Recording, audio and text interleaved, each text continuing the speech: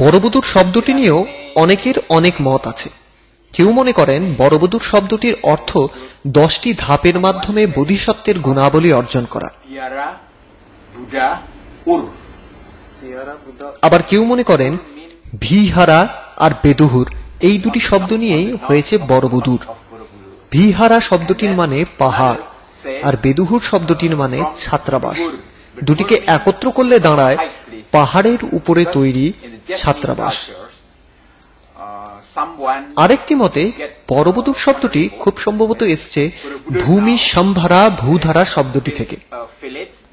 আসলে এটি ছিল বড়বধূরের নিকটবর্তী একটি গ্রামের নাম। এই গ্রামে বড়বধূরের কারিগররা থাকত।